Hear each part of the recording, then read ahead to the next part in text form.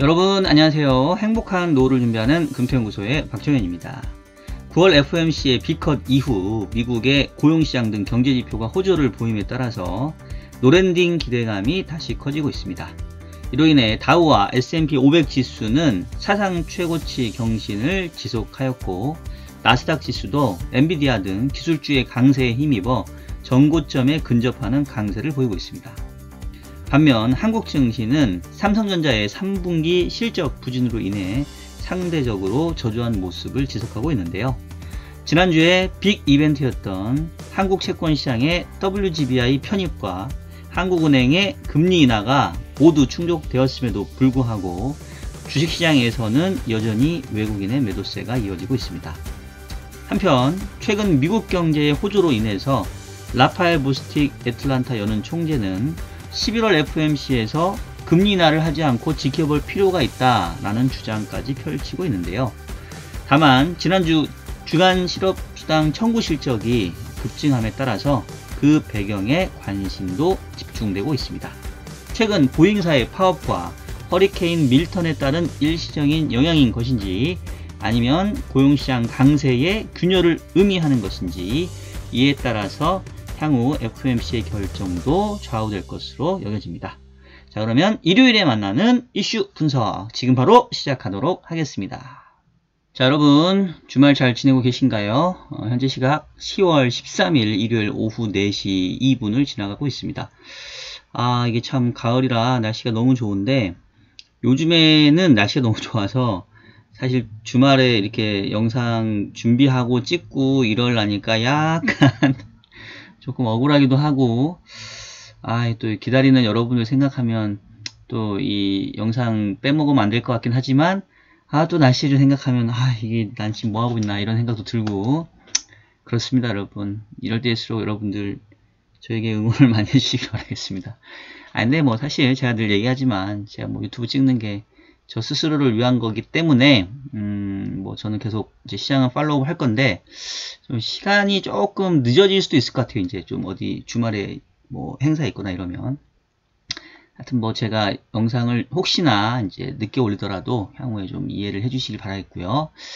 자, 일단 지난주에도 시장 상황 보면 뭐 사실 이제 미국 시장 위주로는 너무 좋네요. 지금 다우, S&P, 나스닥이 1%대 초반대의 상승률을 보이고 있는데, 지금 다우와 S&P가 사상 최고치 경신을 지속을 했고, 지금 차트를 보면 이게 뭐 전혀 어떤 그 시장의 어떤 위험 요인이라던가 어떤 뭐 약세 전환의 어떤 모습들이 보이지 않을 정도로 차트가 너무 견조합니다. 이 S&P 500의 차트 보시면 이평선을 따라서 되게 이쁘게 조정받고 가고, 지난번 8월 달 초에 블랙 먼데이급으로 주가가 폭락할 때 사실은 그날 저는 이미 이제 이 미국 주식시장 이번 사이클에서 고점은 이미 봤다, 이제 회복은 하더라도 전고점 수준에 육박하는 정도밖에 안 되겠다라고 생각했었는데, 그런 저의 전망을 비웃기라도 하듯 바로 이렇게 뭐 한 2달 만에 지금 고점을 뚫어내버리는데, 상당히 너무 강합니다.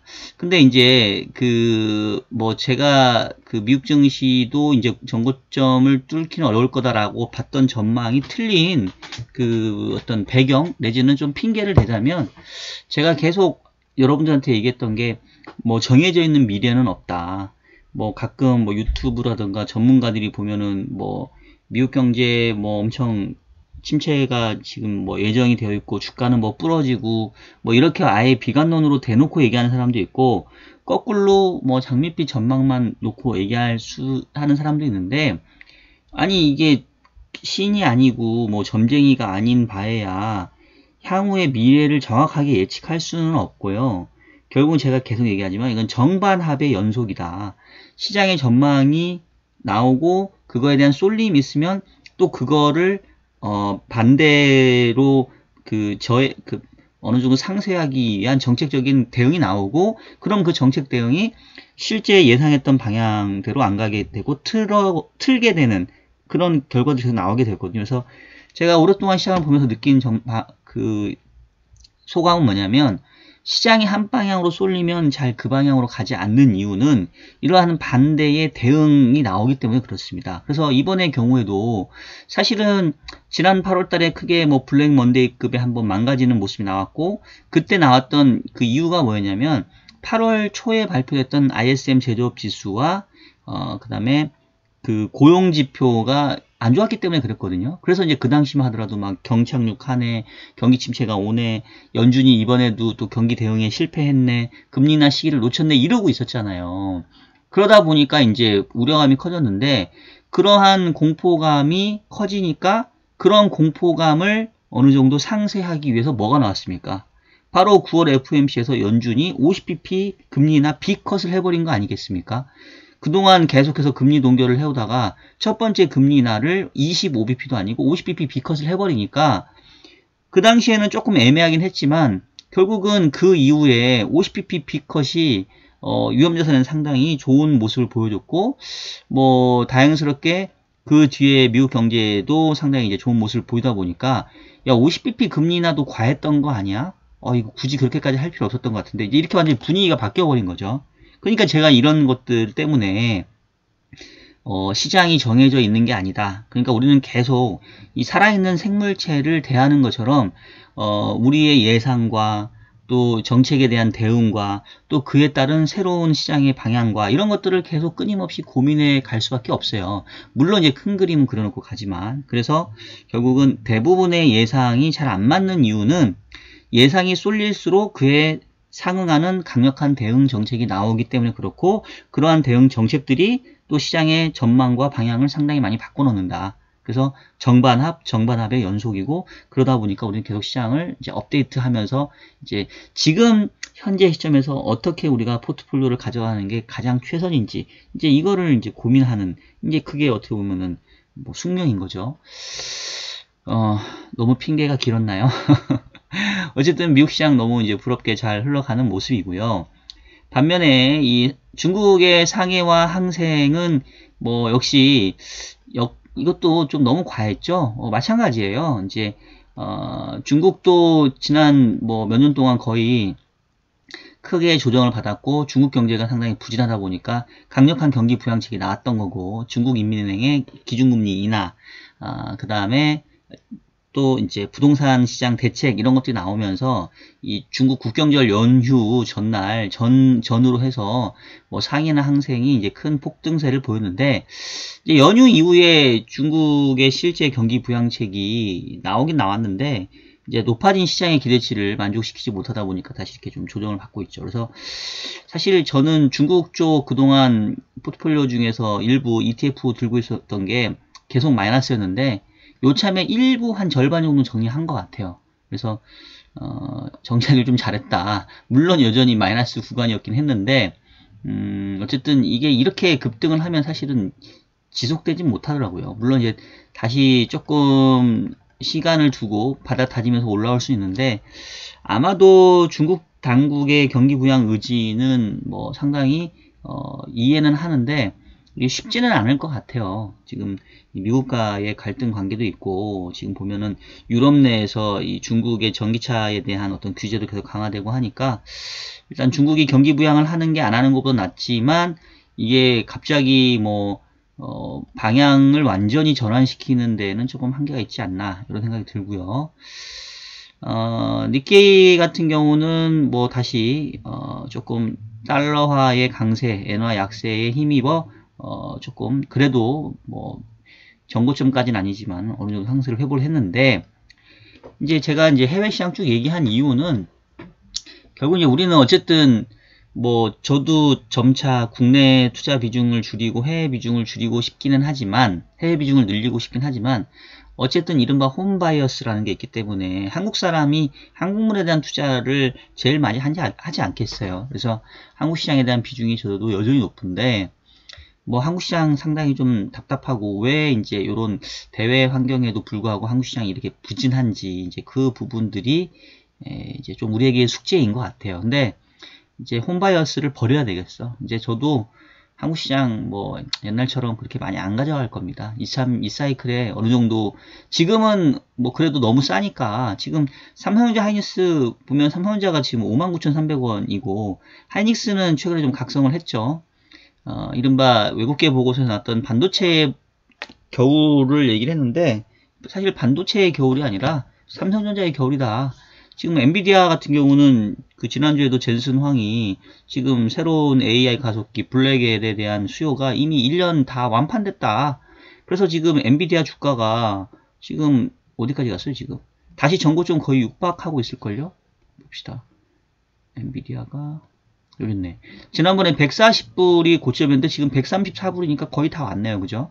그러면 사실은 엔비디아의 독점 그 HBM을 납품하는 하이닉스도 거의 전고점 와야 되는 거 아닙니까? 그렇게 보면은 하이닉스가 좀 여전히 저평가되어 있네요. 삼성전자 때문에 발목을 좀 잡히는 것 같고, 삼성전자 같은 경우는 외국인들이 지금 22거래일 연속으로 지금 팔아 제끼고 있고, 주식회사 대한민국을 파는 건지 삼성전자를 파는 건지 혼재되어 있는 건지 뭐 아마 혼재되어 있겠죠. 어쨌든 이제 그러면서 지금 삼성전자가 이렇게 부진하면서 이제 하이닉스도 어쨌든 조금 발목을 잡히는 것 같은데 그럼에도 불구하고 최근에는 좀 차별화가 지금 진행이 되고 있는 것 같습니다. 그래서 일단 제가 드리고 싶은 말씀은 그거예요. 일단 어쨌든 간에 전체적으로 미국 시장이 이렇게 잘 나가고 미국의 기술주 위주로도 지금 시장이 강세를 보이고 있는데 한국 시장이 이렇게 부진한 거는 결국은 자체적인 모멘텀이 이제 부재하기 때문이다.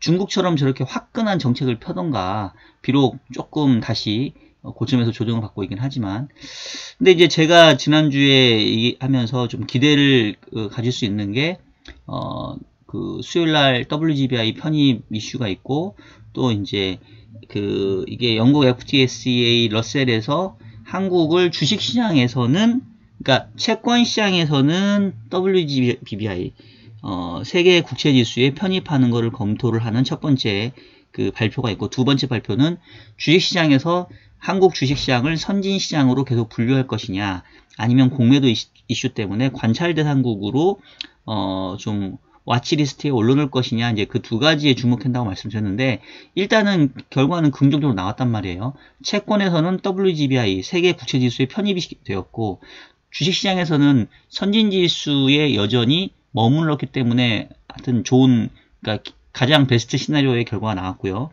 그 다음에 10월 금통위가 지난주에 무려 38개월 만인가요? 금리 인하를 했기 때문에 사실은 한국 자산시장 그 금융시장 입장에서는 좋은 이벤트가 이제 있었던 거예요.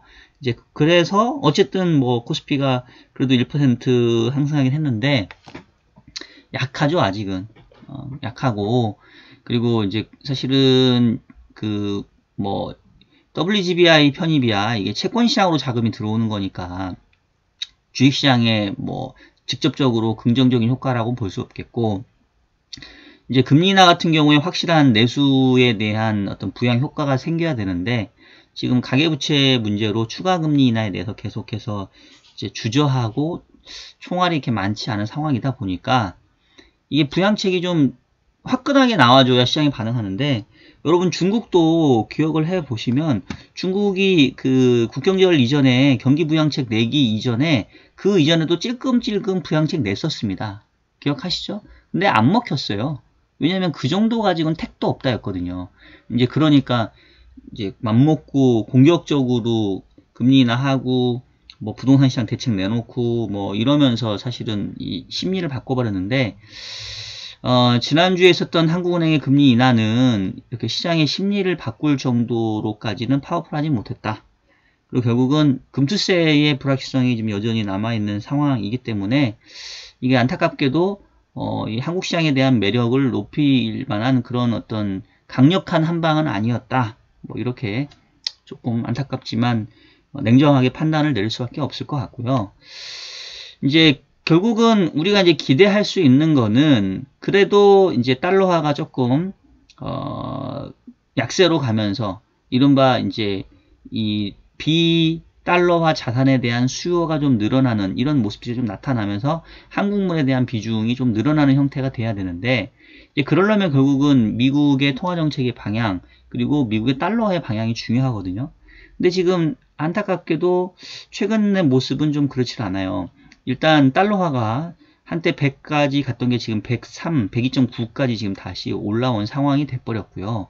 그리고 이제 제가 오늘 그 제목에서도 얘기했지만 이제 노랜딩 기대감이 그 미국 내에서 커지다 보니까 이제 어떤 얘기까지 나오고 있냐면 그 오프닝에서도 얘기했던 것처럼 그럼 이 라파엘 보스틱 애틀란타 연은 총재 이분인데 이분이 제가 알기로는 그래도 좀 비둘기파적인 성향이 강했거든요.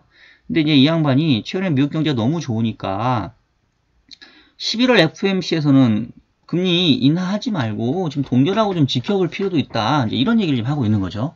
참고로 현재 9월 FOMC에서 점도표는 지금 11월과 12월에 25bp씩 금리 인하를 하자라는 쪽인데 지금 이 양반 보기에는 9월 FOMC에 50bp 금리 인하 이후에 뭐 고용지표라든가 이런 것들 너무 좋게 나오는데 50bp 인하가 선제적이었다고 치면 뭐 11월은 좀 쉬어갈 수 있는 거 아니냐 이제 이런 주장을 하고 있는 거고 그러니까 지금 달러화도 지금 이렇게 강세를 보여주고 있는 거죠.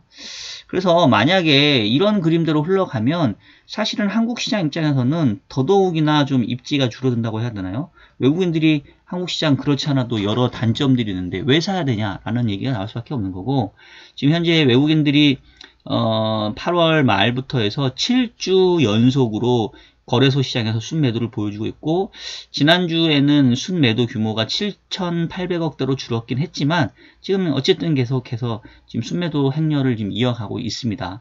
그래서 얘가 조금 분위기가 좀 반전이 되어야 한국 시장도 그나마 이제 상대적인 그 약세에서 좀 벗어날 수 있을 텐데 일단은 뭐 삼성전자가 5만 원대면 이 정도면 어느 정도 악재가 반영된 레벨 아니냐라는 생각 하나 그 다음에 외국인도 뭐 어느 정도 팔 만큼 판 거 아니냐 지금 지분율이 보니까 삼성전자에 대한 외국인 지분율이 거의 사상 최저 수준으로 좀 줄어든 것 같더라고요. 53%까지인가 이제 줄었다고 하니까 뭐 많이 줄었죠. 그리고 이제 그 전영현 뭐 부사장인가요? 이제 통렬한 반성문을 지금 써내고 있고 뭔가 하겠죠. 이제 삼성전자가 그동안에 많은 위기들을 겪어왔지만 어쨌든 현재의 문제의 심각성을 알기 때문에 뭔가 하지 않을까라는 저도 희망 섞인 이제 기대를 해봅니다.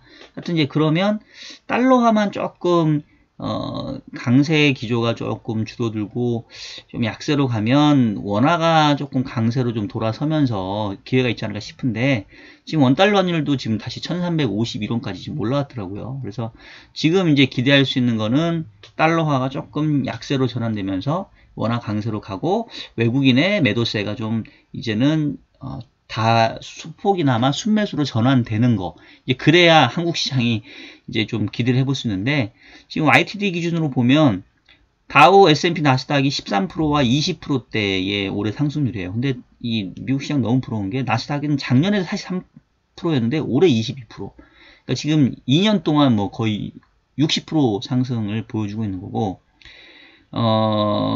최근에 뭐 상해 항생이 빠졌지만 그래도 항생이 연간으로는 25%, 니케이도 지금 18%까지 올라왔는데 코스피가 마이너스 2%에 코스닥 마이너스 11%.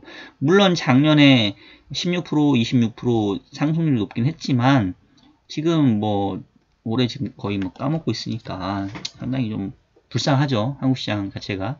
근데 이제 이게 좀 바뀌려면 결국은 연준의 통화정책 기조가 조금 바뀌어야 되고 그러니까 이제 조금 더 금리 인하에 우호적으로 그러면서 달러화 강세가 좀 주춤해야 되는데 이 와중에 이 라파엘 보스텍 아저씨가 11월에 금리 동결을 지금 얘기를 하고 있으니까 이게 상당히 좀 답답한 거죠. 자, 그런데 지금 이제 지난주에 사실 저는 조금 뭔가 약간의 이제 기대라고 해야 되나? 기대 비슷한 거를 조금 봤던 게 그 지난주에 미국 지표들 보면은 뭐 CPI, PPI 이런 것들 좀 나오기도 했는데 CPI는 좀 예상보다 높게 나왔고 PPI는 예상보다 낮게 나와서 둘이 좀 똔똔치면서 상쇄되는 부분이 좀 있었어요. 자, 그런데 제가 좀 주목했던 거는 요겁니다. 요거 주간 실업수당 청구 실적인데요. 지금 그 지난 주에 25만 8천 건으로 이게 훅 올라왔어요. 여기 보이시죠? 아트 차트. 그러니까 사실은 그 9월 달에 계속 이 청구 실적 건수가 줄어들고 있었거든요. 그러면서 사실상 이제 미국의 고용지표가 9월에 매우 호조를 보였죠. 근데 지금 10월 지난주 둘째 주에 지금 이 실업수당이 확 높게 나왔는데, 만약에 다시 이제 실업수당이 좀 높게 나오는 모습을 보여준다고 하면 지금 10월 달에 미국 고용지표가 11월에 나올 텐데 얘가 조금 안 좋아질 가능성이 있는 거죠.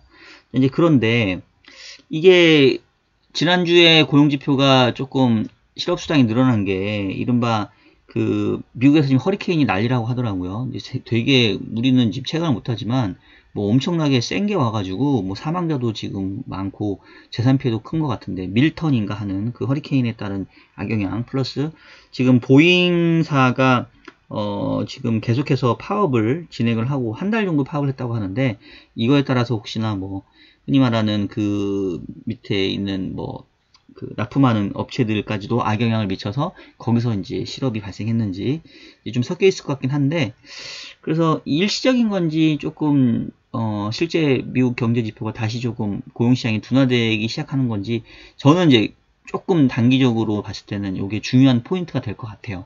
그래서 요번 주 목요일 날 이제 실업수당 청구 실적이 다시 나올 텐데, 지금 지난주에 이어서 혹시나 실업수당 청구 실적이 여전히 높게 나온다고 한다면 이제 조금 다시 그림이 미국 경제가 좋기는 좋은데 노랜딩까지는 아니고 고용지표가 다시 9월엔 좋았지만 10월에는 좀 안 좋아지고 있다.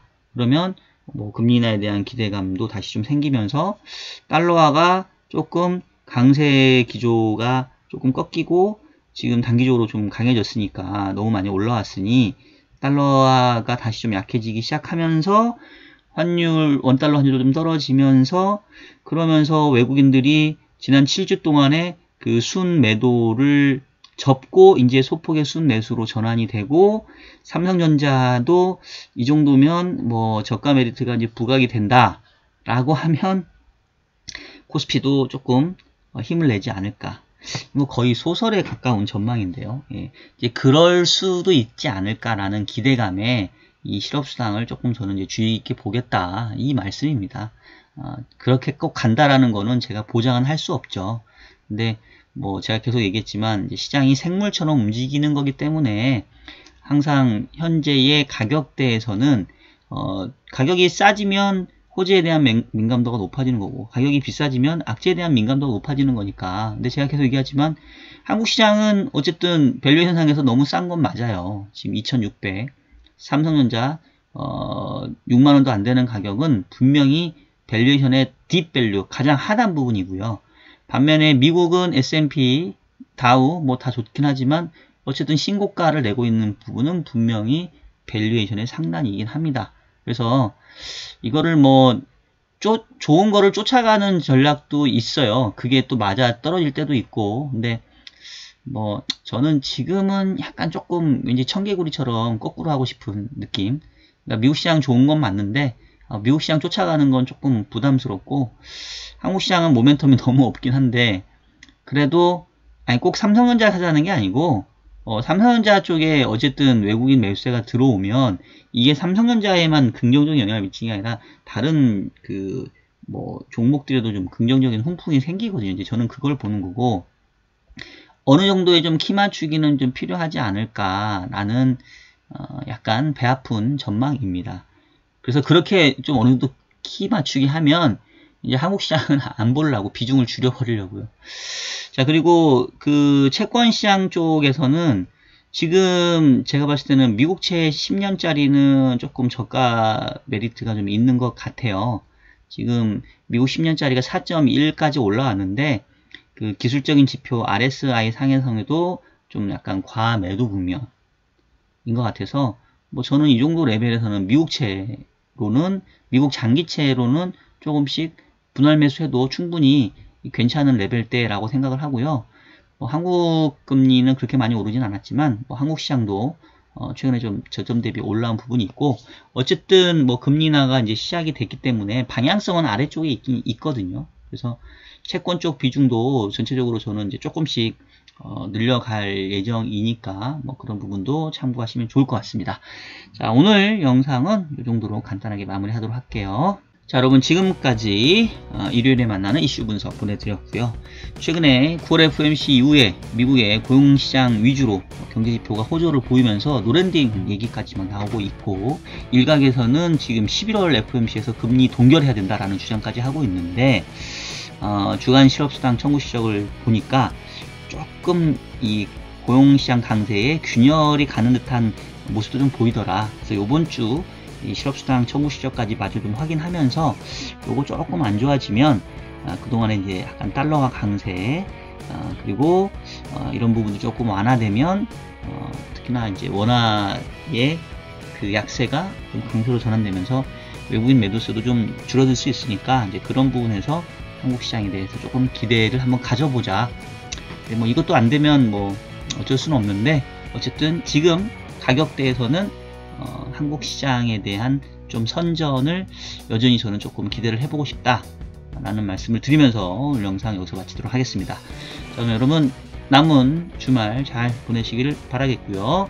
저는 다음 주 일요일에도 더욱 유익한 내용으로 여러분 찾아뵙도록 하겠습니다. 자, 그럼 여러분 다음 주에 뵐게요. 안녕.